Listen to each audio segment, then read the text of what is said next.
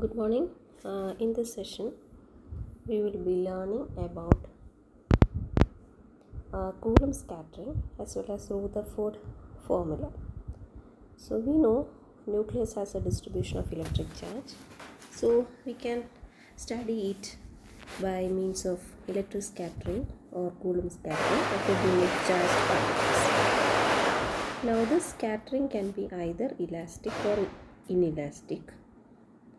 Now, elastic Coulomb scattering is also called by the name Rutherford scattering because the early experiments on scattering of alpha particles in Rutherford's laboratory, which was carried out by Geiger and Marson, led to the discovery of the existence of nucleus. Basic geometry for scattering is shown in the figure given below. For unbound orbits, the force acting is proportional to 1 by r square, where r is the distance. It was seen that the scattered particle followed a hyperbolic path. The particle approaches the target nucleus along a straight line, which is passing at a distance b from the nucleus in the absence of repulsive force. This distance is called as impact parameter. Let the scattering angle be theta. Now at distances very far from the nucleus, the incident particle experiences almost negligible potential energy. So what will be its total energy? It will be fully kinetic energy, that is half mv0 square. Now the expression for its angular momentum at large distances of the form r cos mv is equal to mv0b.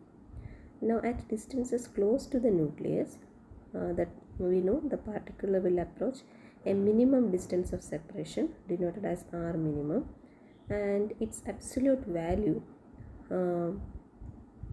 will be minimum, that is it will be at its minimum value at the point b equal to 0, that is when impact parameter equals to 0, or that happens during head-on collision. During head-on collision, we know the particle come to rest before setting back to its motion. Now the expression for Coulomb potential energy is half, that is at this point, that is during this head-on collision, most of the kinetic energy will be exchanged for potential energy. Then the expression will become half mv0 square, which is expression for kinetic energy, will be equal to Coulomb potential energy given by 1 by 4 pi epsilon 0 z square by d. Here z is the charge of projectile and capital Z will be the target.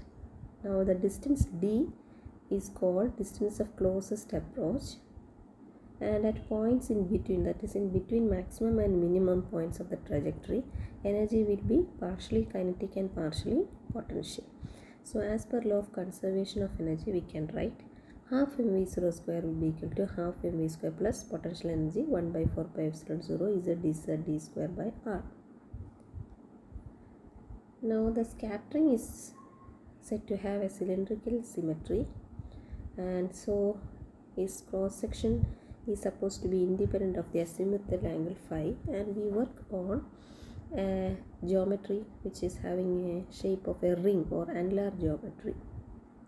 Suppose that particles with impact parameter between b and b plus db are scattered into the ring at angle between theta and theta plus d theta. Let the number of nuclei per unit volume be represented by the letter small letter n. Suppose that the target that you have is very thin in such a way that there will not be any shadowing between the nucleus, and the target that we are considering here is a foil, that is a thin foil of thickness x. Let the number of nuclei per unit area be nx, and let the fraction df of the incident particle pass through an annular ring of area 2 pi b db. Then df will be equal to the product of number of nuclei per unit area, that is nx, and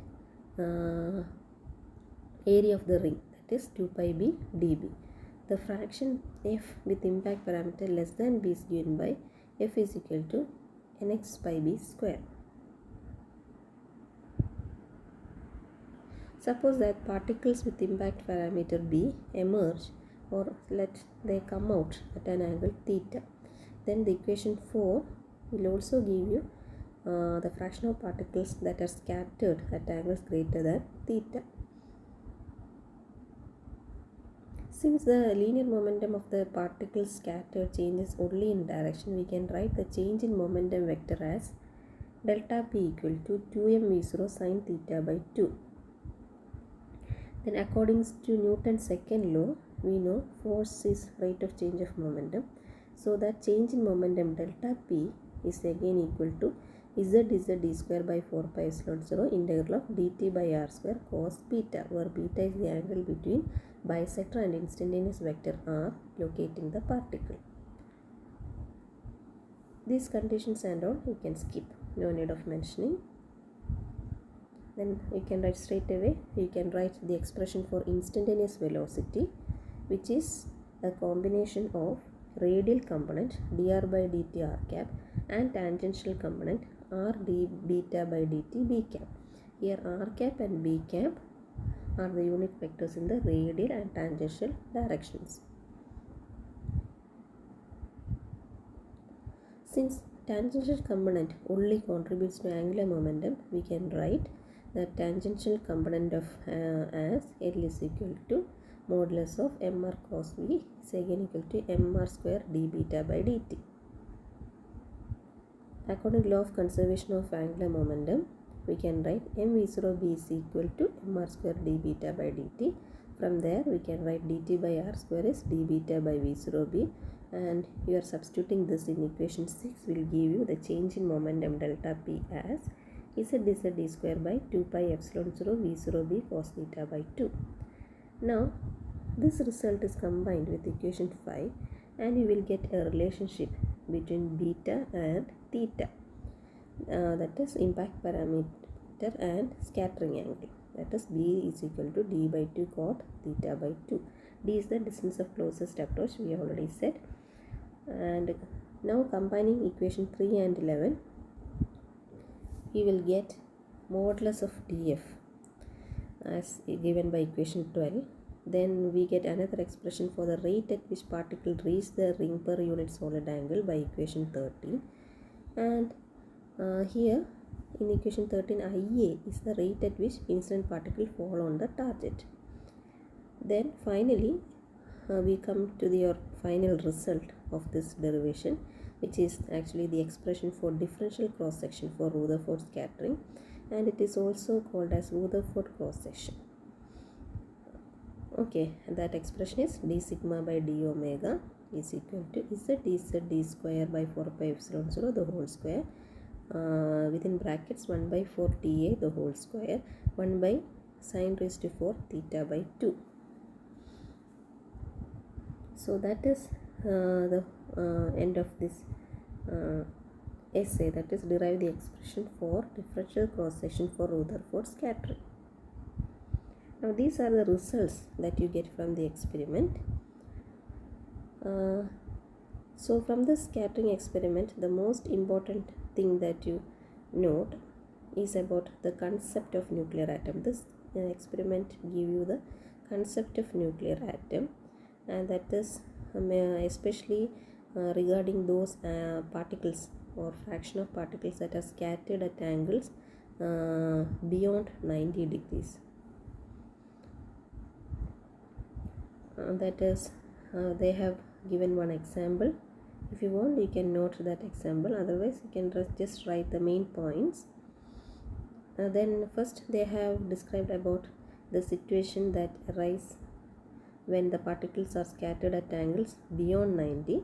Then the second condition that they have given is what happens when particles are scattered at small angles. They have described it with an example. If you want, you can write the example, otherwise you just write like this, that is this experiment gives us the concept of nuclear atom, especially about the fraction of particles that are scattered at angles beyond 90 and a fraction of particles that are scattered at small angles. Then, so that is enough.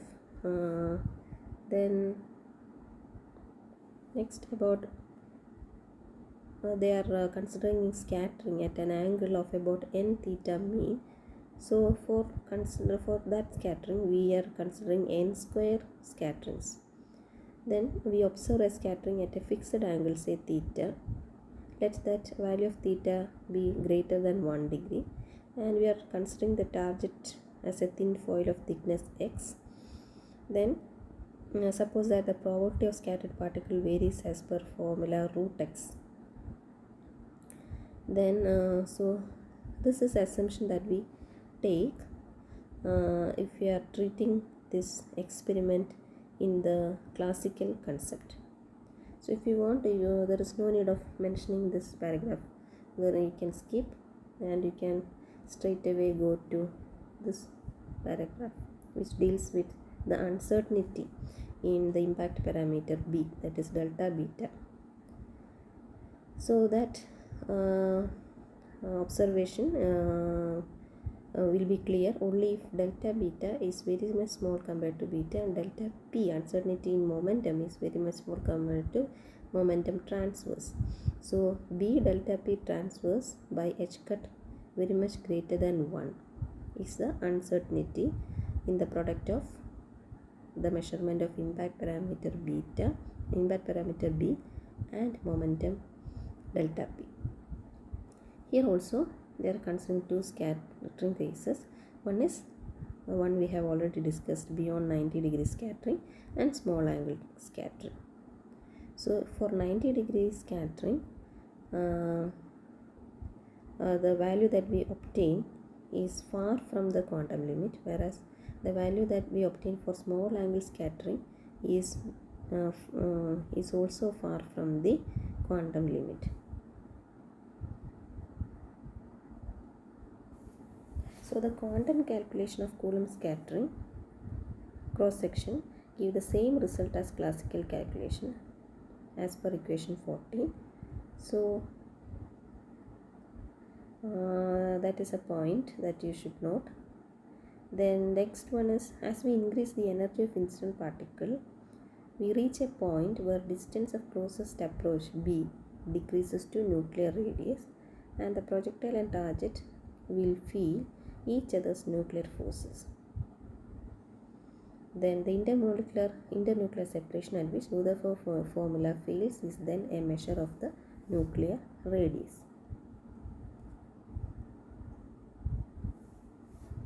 So till now we have considered about elastic Coulomb scattering. Now what about inelastic Coulomb scattering? It is called Coulomb excitation.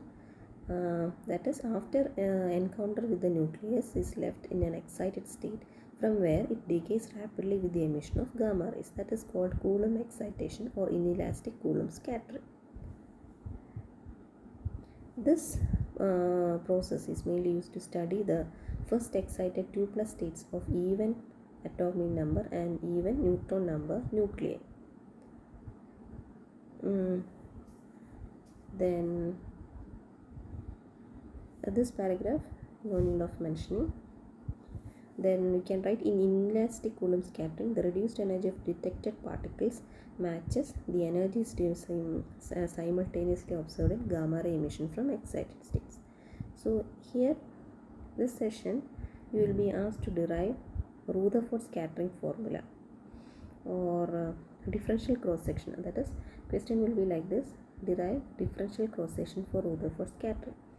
So for that, you will have to write from here